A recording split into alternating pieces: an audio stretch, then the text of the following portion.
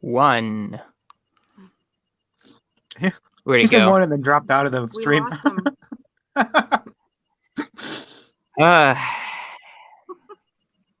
Yeah, this Did he do that on purpose? StreamYard. It's so good. Hello, Anyway, ladies and gentlemen, and welcome back to Inside Movies Galore. I'm your host, David Straggy. There he is. And Kind of. here in the room, I have Katie. Hey, can you guys hear me? pretty quiet again. Okay. Well, sorry. All the suspense. Technical difficulties on my end. I Can hear you pretty actually could have been smoking pot and fucking on a waterbed, but instead I'm here with you guys, so let's do this. Alrighty. And Dustin. What? Oh. Going from the movie. Hey, everybody. And John. Hello. How is everyone That tonight? and bastards. Bastards. So awesome.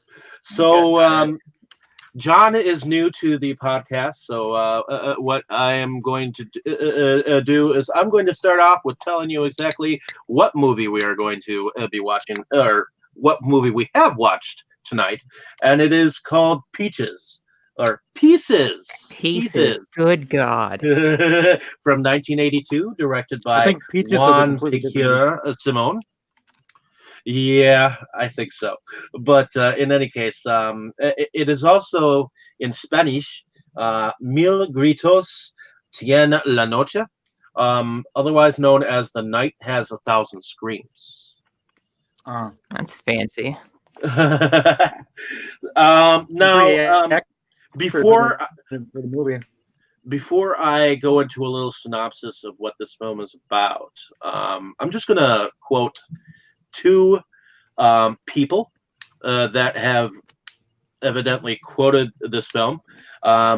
Evidently, Kevin Thomas from the LA Times says that Pieces is a wretched little picture whose sole purpose is the exploitation of violence against women.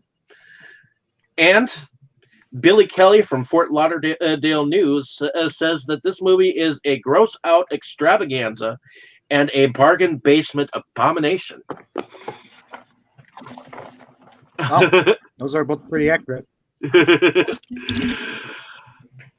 Going into the synopsis of Counterpoint. The best chainsaw flick since the original Texas Chainsaw Massacre. Splatter City. 4 stars. Joe Bob Briggs. The co-eds of a Boston college campus are targeted by a mysterious killer who is creating a human jigsaw puzzle from their body parts. Ooh. Okay. They don't really... Well, they hint at it, but you don't really figure it out, or at least they don't explicitly show that for quite a while. But yeah. So, starting with Katie, since this was your pick, why don't you tell us when was your first viewing of this picture, and Yeah, well, actually, it was pretty recently that I saw it for the first time, to be honest. It's one of those that I'd heard about, but just never got around to seeing it. And it's been playing on Shudder like constantly. So the reason why I picked it is because I think it's actually probably like one of the funnier or more fun, like bad movies to watch. So I wanted to have fun for my birthday pick. So I decided to pick Pieces. And it's really a bad movie, but it's fun to watch. So that's kind of my like overall thoughts on it. Okay. And how was your so going over to Dustin, why don't you tell us when your first time viewing this I don't know if I'd quite say bad movie, because like for me with this, like the gore really sells it. Like the violence is pretty spectacular and they don't really hold anything back. Oh, wow. So I would say the dub is bad. the dub dialogue is ridiculous. The whole movie makes no sense at all and is way overacted and ridiculous. Come on, it's not a very good movie. It's just fun to watch. It's the dub. I'll give you the well, it's not just the dub, but like the special effects and stuff are pretty cool, but the storyline is ridiculously all over the place. And they say all kinds of things that have absolutely nothing to do with actually, like, you can tell it's a European movie trying to be American because they get it all wrong, and it's hilarious. Yeah, well, I mean, I think I did watch it. This time, of course, I watched, the dub, but I think I did watch it in Spanish, and it was like, okay, this kind of makes more sense. But anyway, so I first heard about this. The more I thought about it, the more I think I can trace a lot of my horror watch history back to like VH1 100 Scariest Movie Moments or something. Just like some kind of crap documentary with a bunch of clips and scenes from different movies. And I think that's how I first heard about Pieces, because looking back at, what I first watched when I started getting into horror, it's like, I think that's where I heard of almost all of this stuff. And so Pieces was something that I watched it online in like 2012, and the humor didn't play for me. Like, it didn't play as funny. Like, I was seeing the really intense gore that this has. I was seeing stuff like that for the very first time in this movie. And so that's really what stuck with me. So, like, I've tried recommending it to people, and they were like, "Oh, it was so bad. Like, we couldn't finish it. Like, it was just too funny." And it's like, what are you talking about? So that totally pinged off of me. And like watching it again this time, I mean, I was much more aware of, just how bad a lot of the dubbed dialogue is. But for me, it still kind of works as like an actual movie. So I will defend this as like a really nasty slasher that just happens to have like a really comical dub. Okay. Going over to John, was this a first time watch for you? Yes. The first time I heard about it was, it was a long time ago. I think it was yesterday, and I watched earlier. Okay. And what were your thoughts of it? I thought it was poorly acted, obviously. Poorly dubbed. The music was terrible.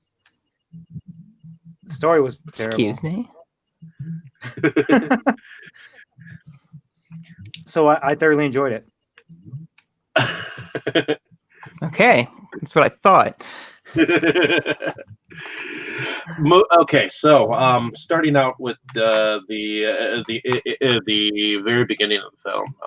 So we have a 10-year-old by the name of Timmy, who just so happens to be piecing together a puzzle of a nude woman. We don't know exactly what nude woman. We are never led to believe what kind of nude woman it is. It is just a nude woman on a puzzle.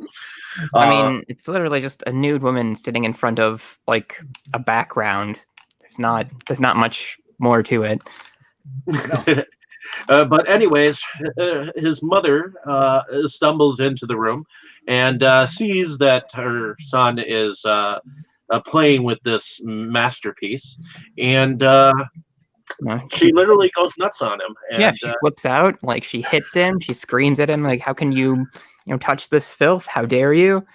Go get a bag. I'm gonna put all your stuff in that bag and burn it." And she's just like screaming at him and hitting him, and like, it actually reminded me a lot of some of the interactions I've had with my mom. Like when she was mad at my dad, like she would just come into my room and like mess with me like that.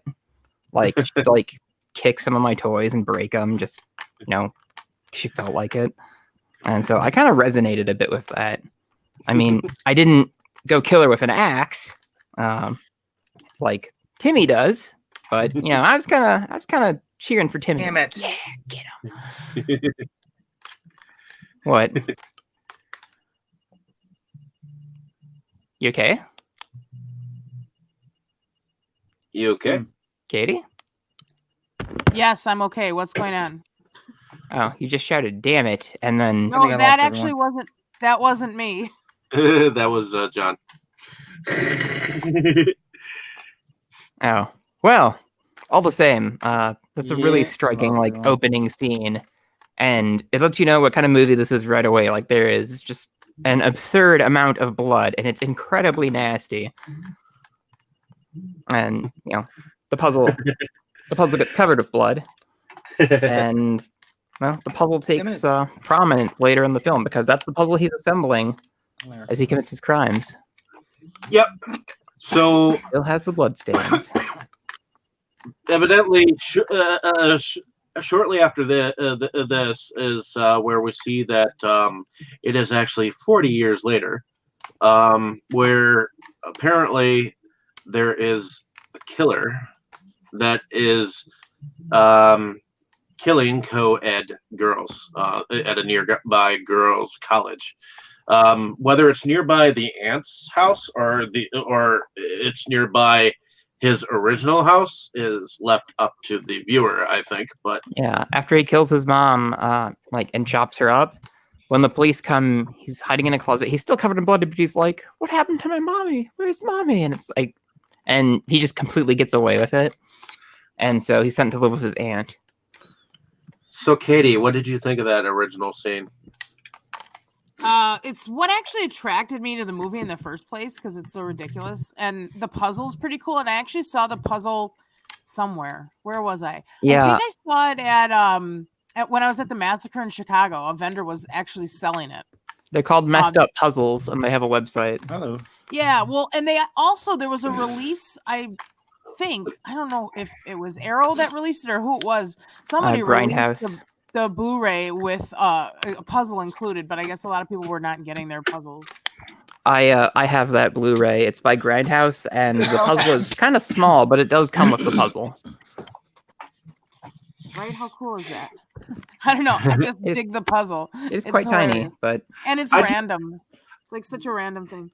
I like the puzzle too. I mean, it is kind of a random thing, especially when you think of a killer being methodical and whatnot as he's going about and.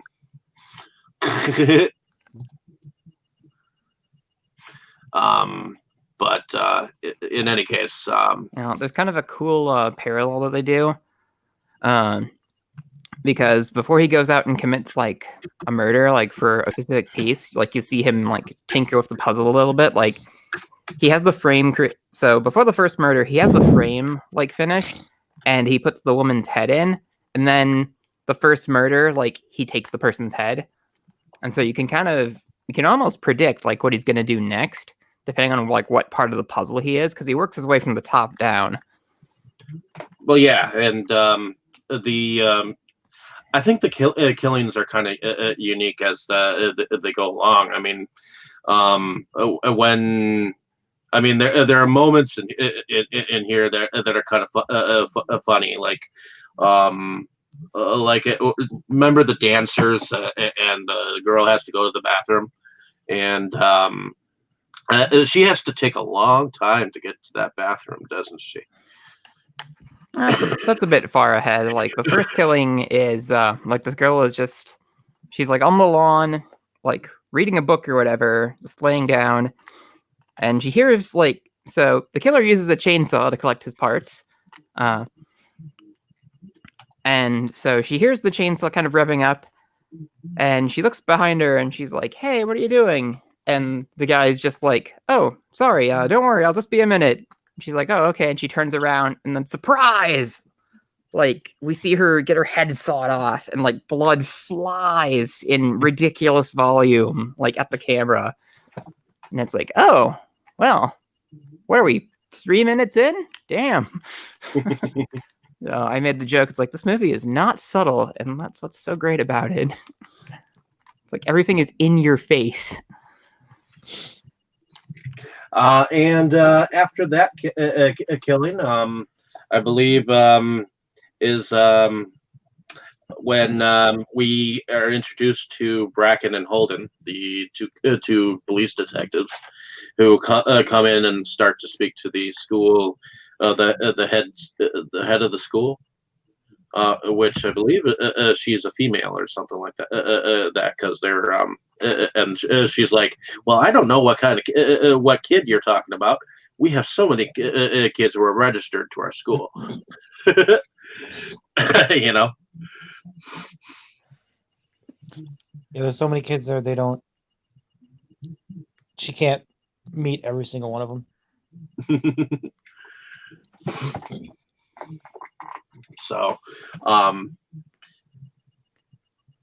does anyone else have anything else to add to that scene?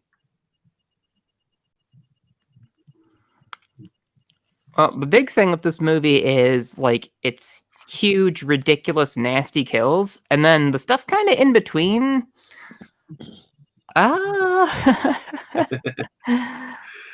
Stuff happens in between.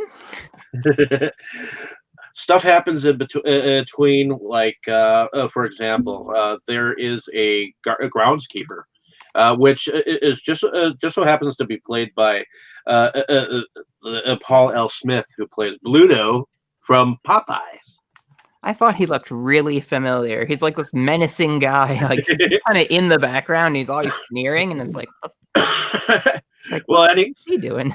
Well, in any case, he's got like this big chainsaw, and that's the chainsaw that lops off the first girl's head, and seriously, it is a nice chainsaw. Like it's huge, it's yellow, it's got this like silver bar. I don't know what I'm.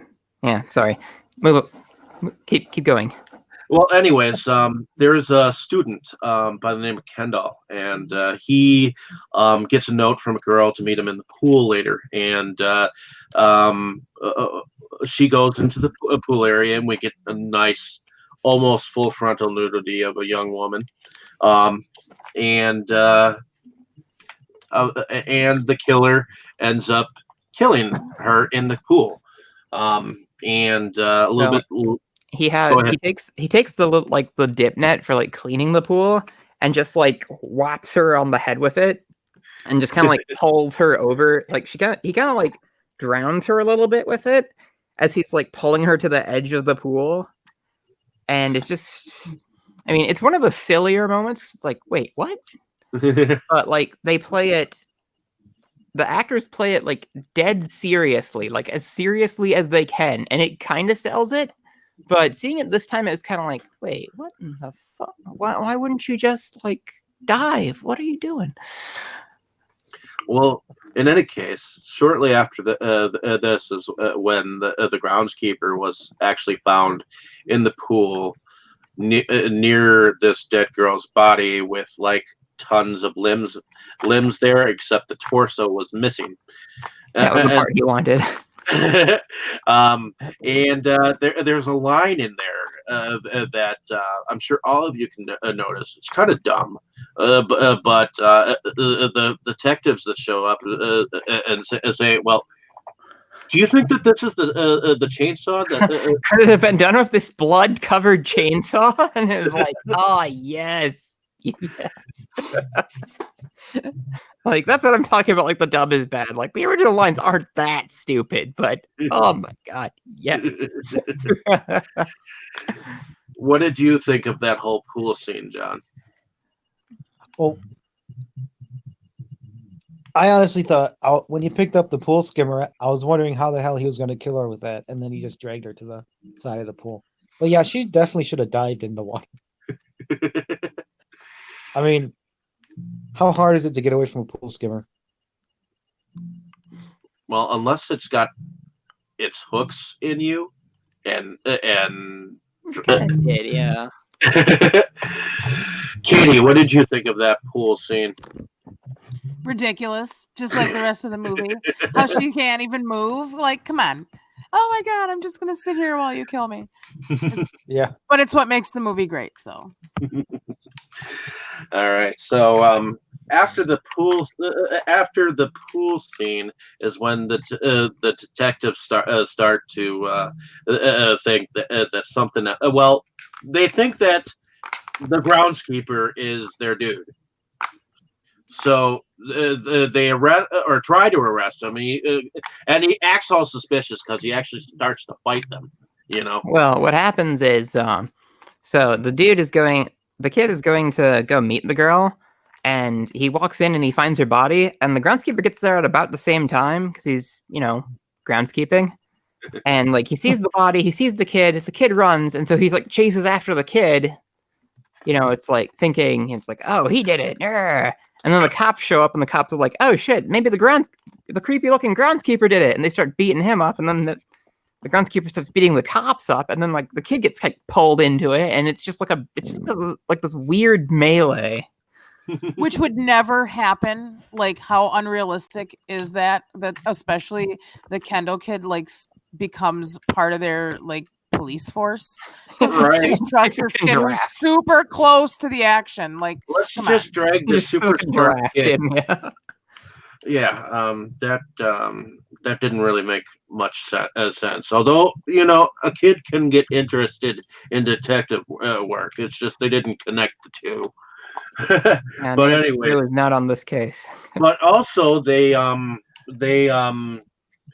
take and put an undercover officer by the name of Mary Riggs, who just so happens to be an ex-tennis player, to be a tennis player instructor, because evidently tennis is like the sport of the girls' school.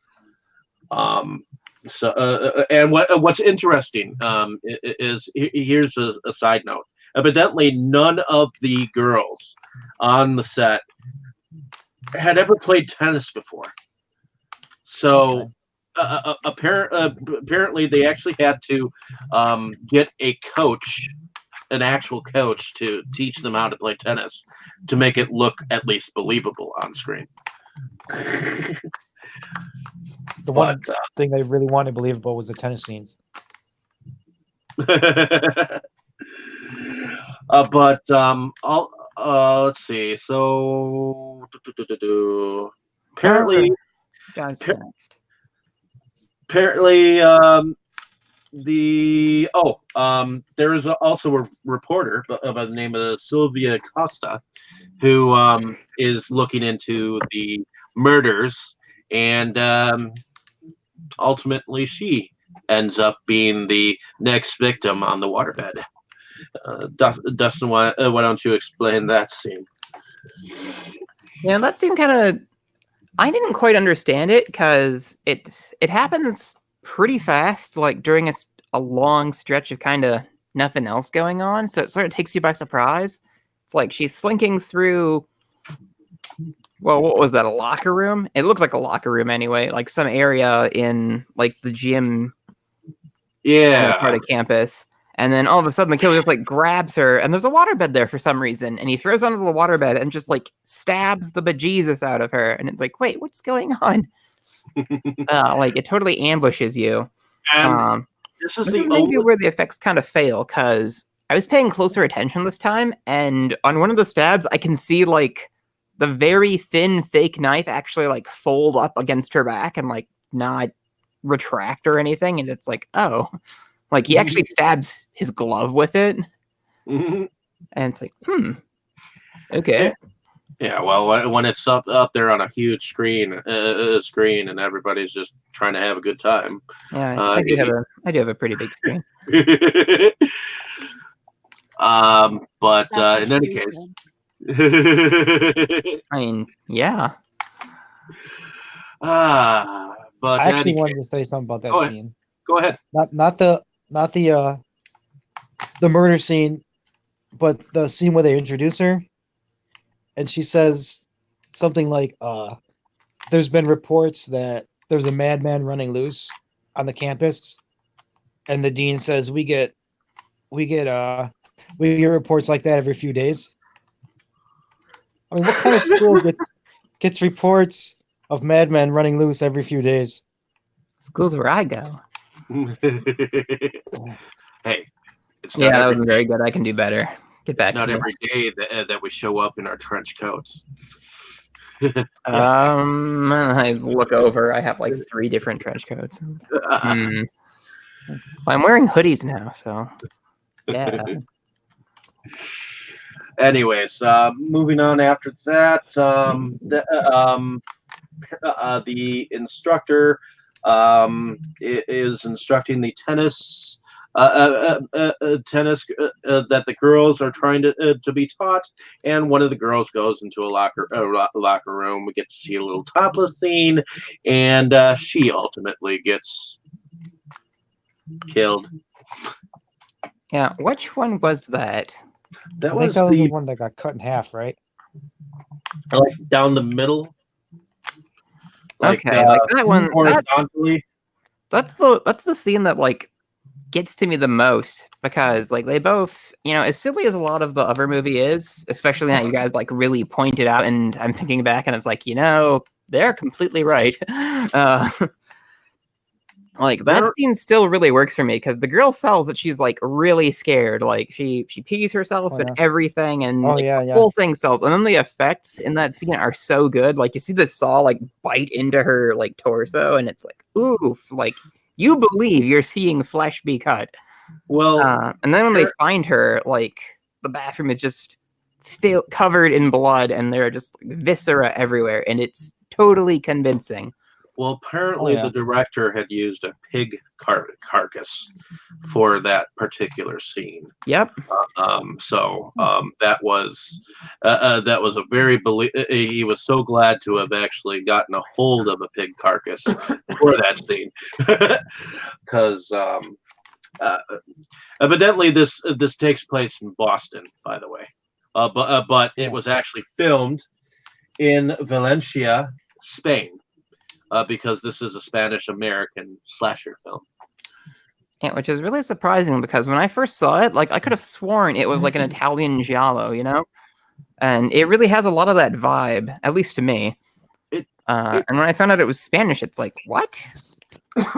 What do you think, Katie? Do you think that this would fall under that giallo vibe? Giallo? No. Not totally. I mean, it's definitely a slasher, but I get what Dustin's saying, where it kind of feels like an Italian horror film because of like the dubbing. And I mean, it's European and it's the 80s. So, I mean, most of us, what we were watching for European horror in the 80s was from Italy. So I get why it feels like that. But yeah, there are some subtle differences, I think. But like, I don't know. If I didn't know it, I would think that. So I guess I can agree. And I know that this the shoot for this film actually took about 4 weeks for them to put it together, with about a $300,000 budget, supposedly. So bearing that in mind, apparently the after the tennis girl was mutilated, her legs were removed, and I thought it was an interesting thing that the killer actually used music to distract the girl off the court. Yeah, it seems like there's like this loud, cheerful song playing the whole time, and you feel like you think it's part of the soundtrack, but it turns out that he got into, because it happens like next to like the stadium or the track or whatever it is, and he somehow got into the electrical booth and just turned on like the game music so that nobody could hear the chainsaw revving or the girl screaming. Yeah, I realized Bluto took out a little reel-to-reel cassette thingy from that big ass machine wherever they were. Because Mary Riggs and Bluto were evidently in the sound area where apparently the sounds were coming from. So they never did explain how the killer got the groundskeeper's keys, did they? Well, it turned out, so, I mean, obviously spoiler warning, but it turns out the killer is the dean, so he would have had the keys anyway, right? Yeah, but the groundskeeper said these aren't my keys. They were the dean's keys. Point. Oh. Yeah. Bam! Spoiler alert. I did lead with that, yes. Well, anyways, after these short scenes, eventually, Mary Riggs ends up in the apartment of the dean. Somehow, was she invited, or did she just? They had a meeting, I think, or something. Yeah. Because Kendall said that she went to go meet him for some reason. Well, and she was asking around for him too a little bit before she went over to the apartment. But while in the dean's apartment, she was drugged, and evidently the girl's feet that he'd taken the legs from did not fit his mother dear. Which again, spoiler alert, because he is actually trying to rebuild his mother in the likeness of how he remembered her, with all of these body parts. So he is in the attempt of trying to take Miss Mary Riggs' feet off when the detectives and Kendall burst into the room. Dustin, take it from here.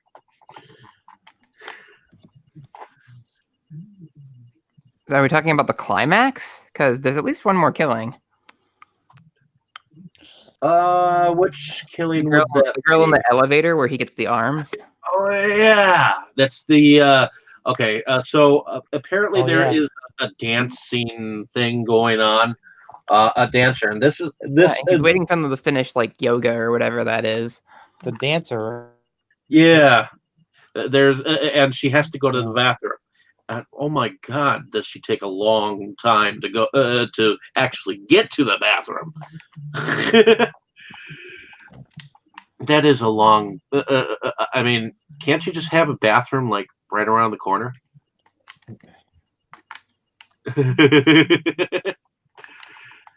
You have to go all the way across campus, huh? Except this one had like hallways and stairways and staircases and all that kind of jazz. And then she ultimately goes into the bathroom, and then she comes out of it towards the elevator, and that's when you see the back of the killer with the hat and the gloves and the chainsaw. Correct. Yeah, like, so when we see the killer, he's in this like almost full body wrap kind of thing. Like, he's got like a balaclava, he's got like this big ridiculous hat. So he does look like a giallo slasher, just with a crazy hat. Huh? Or it could be the Invisible Man, for all we know. He does look a lot like the Invisible Man. That's also correct. You don't see him for a lot of the movie. That is true. Claude Rains, what are you doing in there? Claude Rains. But anyways, so ultimately, did we want to talk about any of the characters in particular? It's not like there's a whole lot of characterization. I know it's kind of straightforward, isn't it? It's kind of like you're dying, you're dying, you're dying, you're dying. Okay, what? Like, oh, look at her! Isn't she pretty? Well, she's dead. Like, oh, okay. Like, I thought that a few times actually. I was like, I don't know if the characters even get. I don't know if the characters even get names. Like, they just, boom, boom, boom. It's like, okay, they've been on the screen for 3 or 4 minutes and dead.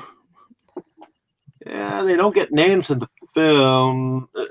In the film per se, they're just girls. They probably do get names, and like, I just don't. We Well, just don't really hear them, Apparently, Jenny is the name of the pool victim, who was played by Christina Cottrelli. Susie was the locker room victim. Mary was the elevator victim. The aerobics instructor his name was Carla. I could go on. I think that's it, actually. Yeah, I think so. But Willard was the name of Bluto's character, which is kind of funny because Willie was the name of the groundskeeper in Dark Shadows too. I don't know why. And of course Willard. I don't know if you remember Willard the Rat movie. Yeah, we know Willard. Like I've got it over on my shelf.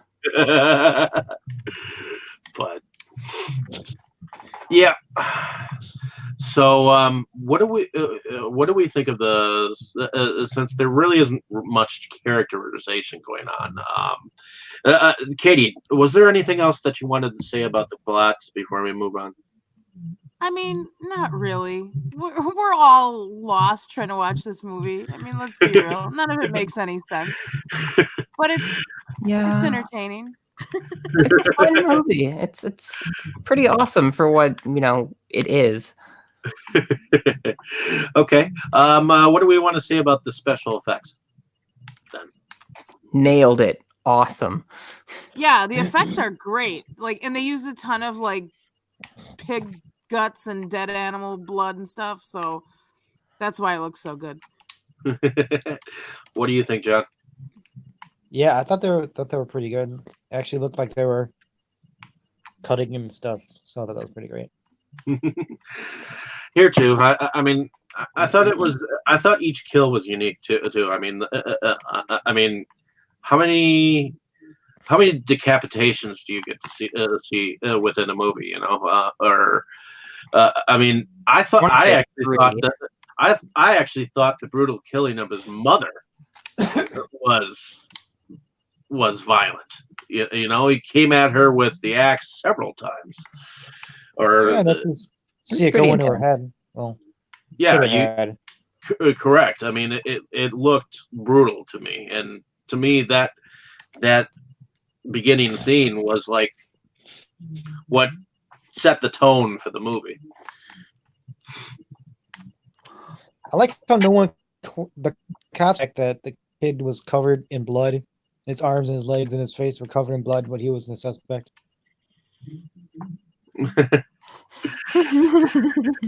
Yeah, well, kids are innocent victims back in that day. They wouldn't think twice about a child. They would think that it was someone else, and especially since it's often the father. I mean, and yet the father was in Europe. Yeah, something like that. With the Air Force? Somewhere like with the Air Force. Yep. But isn't it funny that he went with the aunt?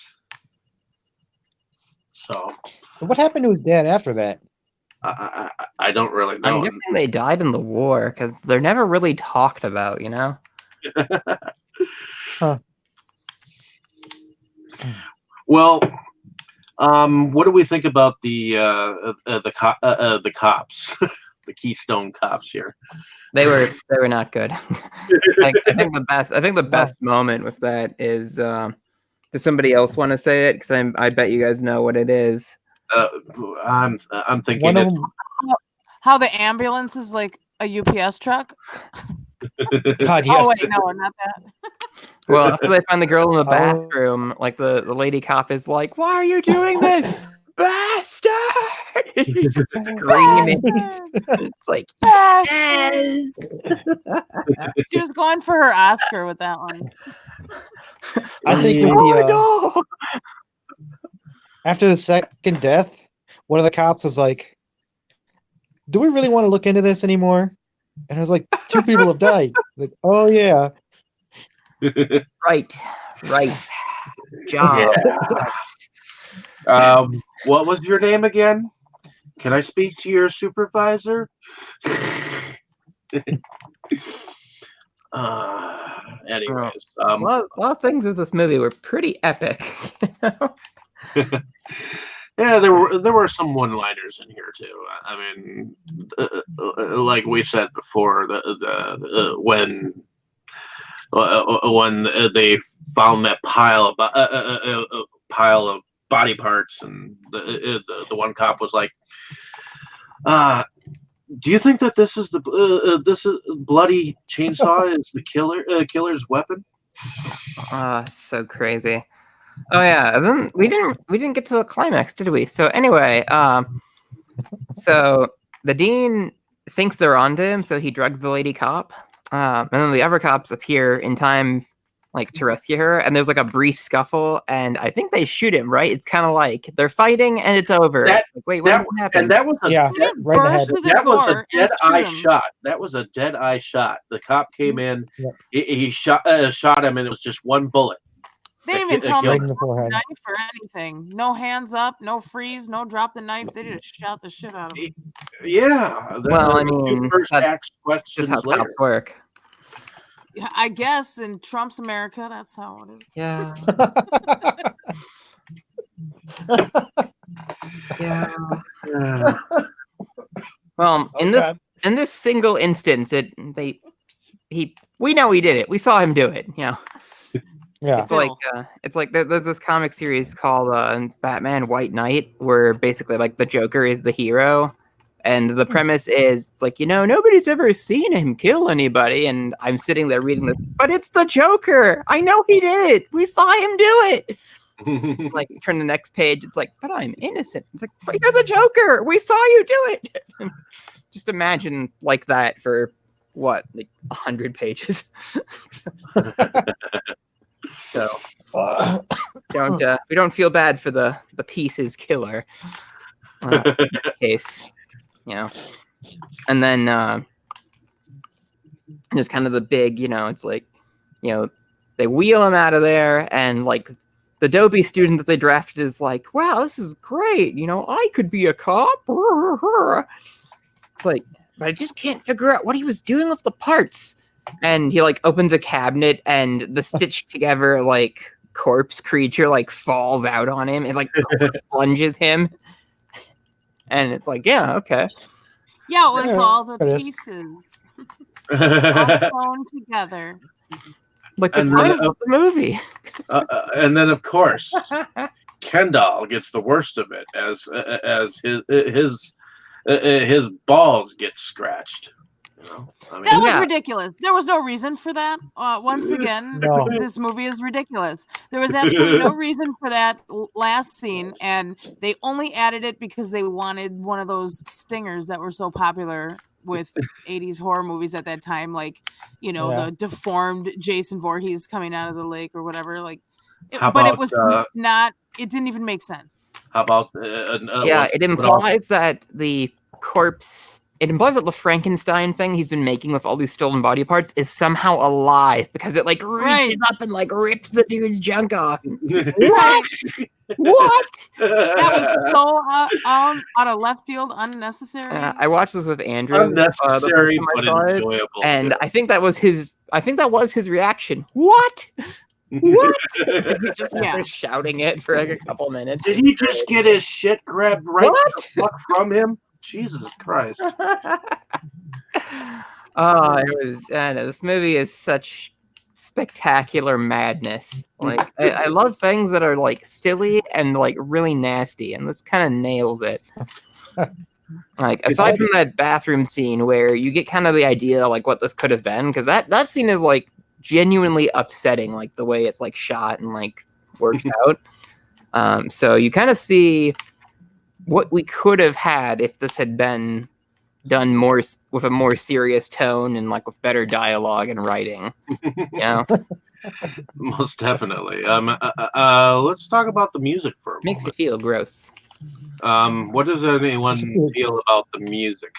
I thought the music was cool. Like, so my Grindhouse Blu-ray comes with the soundtrack like on a CD, and I've seen it as a vinyl release quite a few times. So, there's got to be something to the music that makes it popular enough. Well, believe it or not, it has Claudio Simonetti in it, and guess what that means?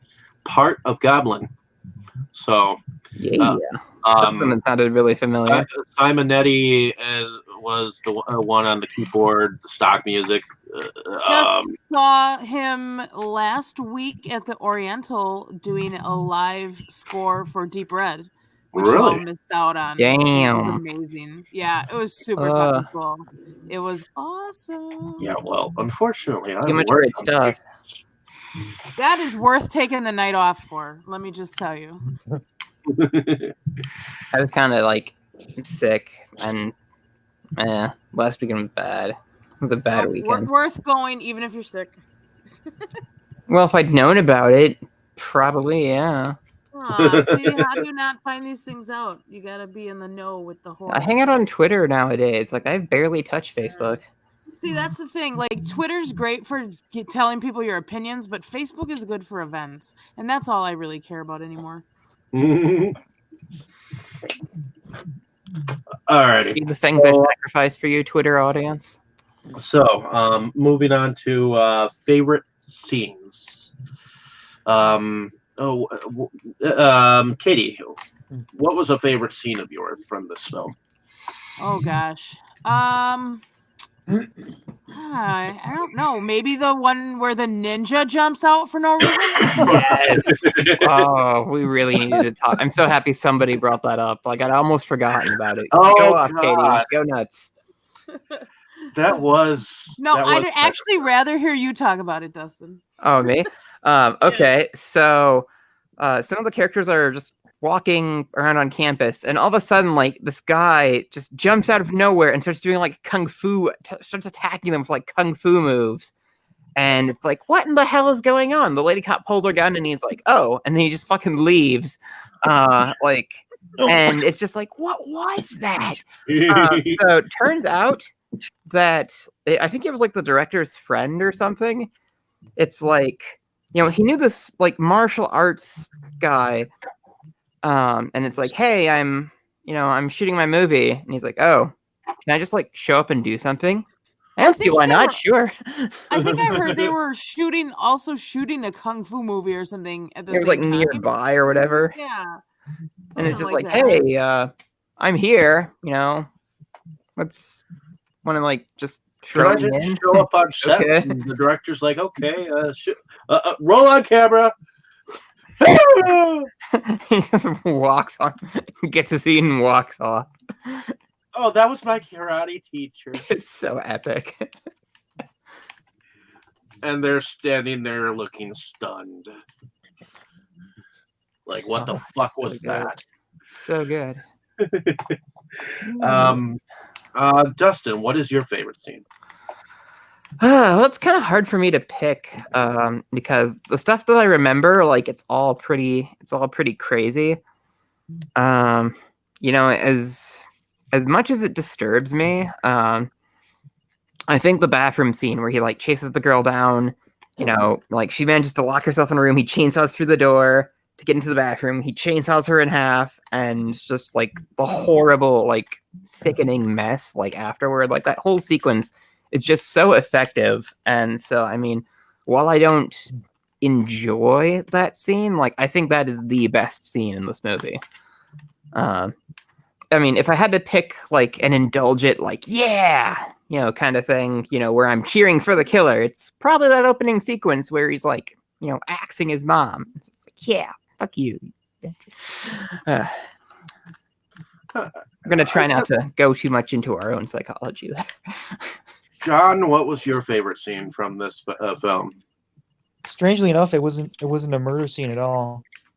It was actually the scene near the end, like about not even 10 minutes from the end, where they actually do a little bit of detective work, a very tiny bit of detective work, and they find out who the killer is. It's like, oh, it turns out the dean had this traumatic childhood experience, and oh, looks like he might have killed his mom on this one. What? We gotta go check it out. Just not doing They didn't do any detective work throughout the rest of the whole movie. They do a little bit of paperwork, and they figure out, oh yeah, it's probably the dean. Oh, so now is when you pull out the paperwork? You suck. Jesus. And then so good. And then they had the kid do it all. And then they had the kid do it. Now, how many movies have we actually watched and seen that the cops are portrayed as just plain stupid? The Last House on the Left. A lot. Like every single movie almost. If there's a cop in it, they're usually stupid. Officer Doofy. Yeah. Hey, Always get there at the last. that wasn't Doofy. Yeah.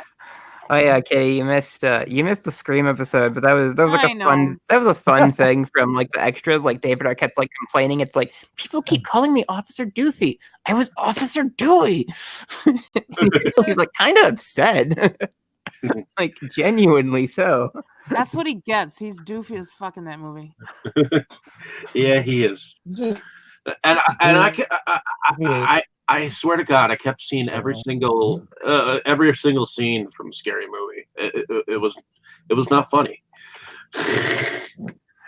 And like that chase with the freaking piano and shit. And it's like, you know, like when Ghostface came to Dead by Daylight, like I was sharing that meme. It's like, you know, so you guys want to know what playing Ghostface is like in Dead by Daylight, huh? It's pretty close to this. You know, she's just like throwing like all this shit at him. I'm trying to think what my favorite scene was because there were so many. Like 90 pallets on every damn map.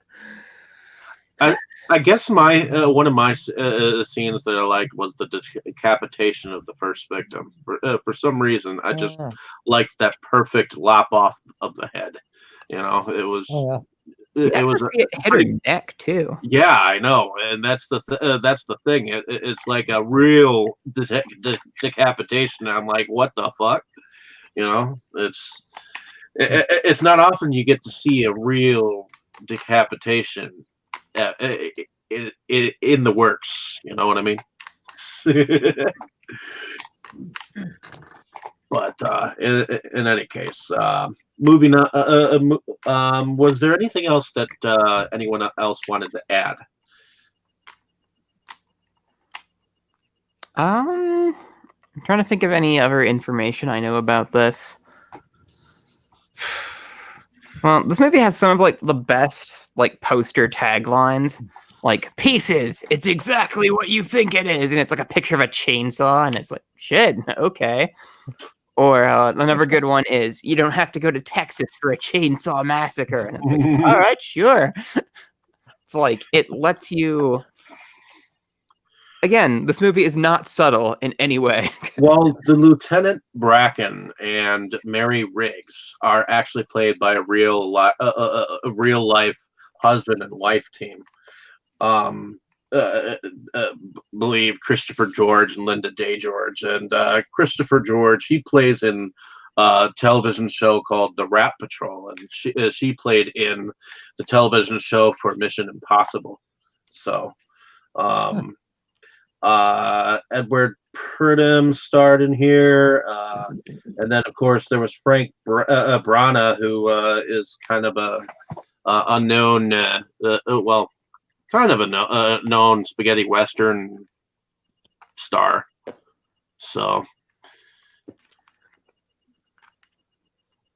kind of cool. Oh, the director, another thing about the director, J.P. Simón.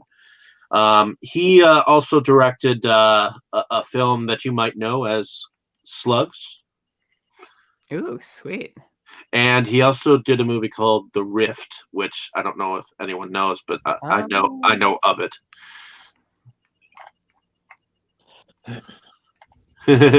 I'm trying to think of like, I must have heard of it. Like, I have to have, but I feel like I can just faintly remember like the poster or something in my mind, but I just can't visualize it clearly. You know what I mean?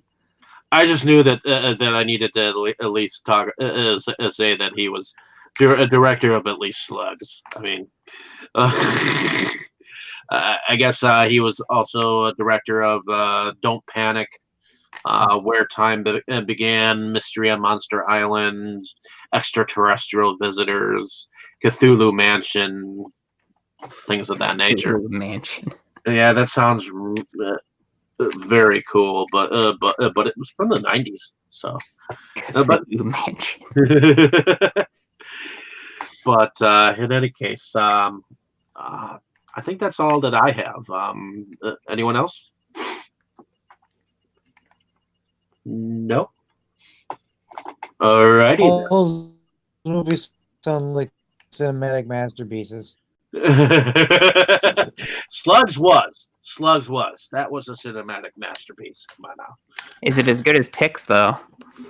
I'm not sure. I have not seen Ticks. So Ticks is actually pretty rad. Like I bought it. The Blu-ray is like intensely out of print and very expensive, and I bought it to sell, but it turned out to be like so good that I was gonna want to watch it again, so I ended up keeping it. Like kind of a fool. So.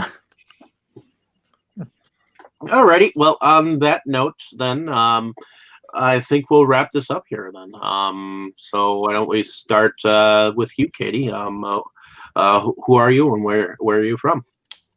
I am Katie Cadaver from Milwaukee, Wisconsin, and I'm a horror artist, alternative model, burlesque performer, tromette, dead girl, makeup artist, all the good things. And you can find me on pretty much all the social media platforms: Facebook, Instagram, Twitter, Patreon. I think that's it. And you can check out my burlesque group, Grindhouse Tees, on Facebook, or just look me up. I'll get you hooked up with everything. It's Katie Cadaver with a K. And if you're feeling like a little rat-bat spider in your life, you can come see us this Saturday. I'll be doing makeup for the guys down at X-Ray Arcade, which is the former Metal Grill. In Cudahy on Packard. So come down and see them guys. They're playing with the Video Dead and the Dead Morticians. So it's a fun all ages show, actually. So come and see them. And that's all I have in the very immediate future to promote. So come and find me on Facebook, Katie Cadaver with a K. Okay. Awesome. And when was your birthday, by the way? My birthday was yesterday. Awesome. Happy belated, happy since birthday. I haven't been on. Thank you. Yeah, happy birthday. It was a wonderful day. I got to spend it with some of my favorite people. Awesome. Moving on to Dustin. Dustin. Yes. Oh yeah. Well, I'm Dustin. I live here in Milwaukee, and I collect anything related to horror that I can get my hands on.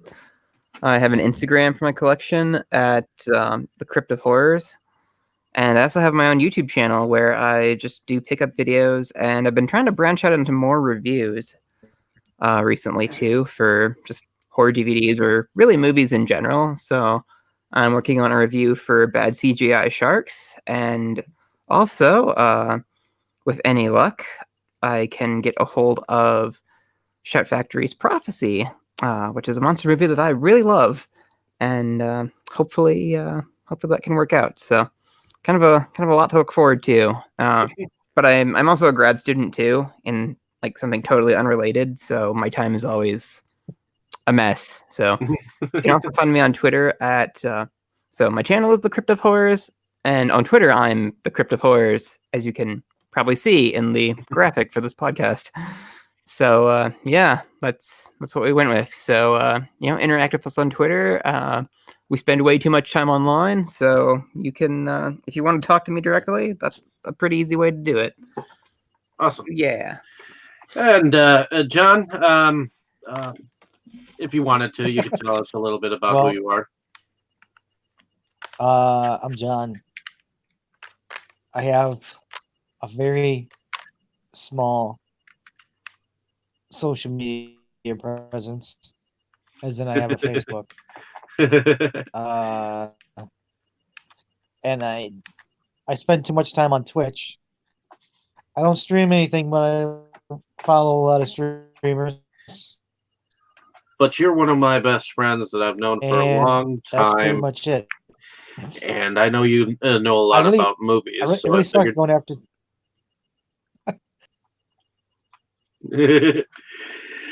Yeah, well, in any case, it kind of sucks going after you guys because you two have God, sorry. It's okay. You can build on it once you get your life back in order. If you wanted to, Oh yeah. it's definitely easy enough to get you into something like this if you wanted to do that down the road. In Oh, any yeah. case, my name is David Struggy. I run Inside Movies Galore, but I also run it with most of you. And Katie, I missed you, so thank you for coming on. Well, thanks for Um, having me back. It's been a crazy couple of months. You guys know this is my crazy busy season, so oh it's yeah, hard for me to carve out time for everything. I'm working on myself though, so as soon as I get that figured out, I will make a clone for the Inside Movies Galore podcast. In any case, I'm also a YouTube reviewer on Delusions of Grandeur. You can find many of my reviews that are out. Just recently had some chats, some of them with John. I may have some more in the future. Well, he's unemployed. Might as well. I had a chat with a Croatian friend of mine who was recently in a film that I had produced called Dark Zone 13. And currently I am producing behind High Fear 3, the anthology that has Todd Sheets, Brad Sykes, Tim Ritter, all involved in the project, and it's their third installment. And I believe that I am nearing completion of my part in it. So, other than that, I'm also a collector of horror and anything really that relates to film. So, thank you for listening. Have a great day, evening, or morning wherever you are. Please keep yourselves together for as we just went to pieces in this one. So stay tuned for next week.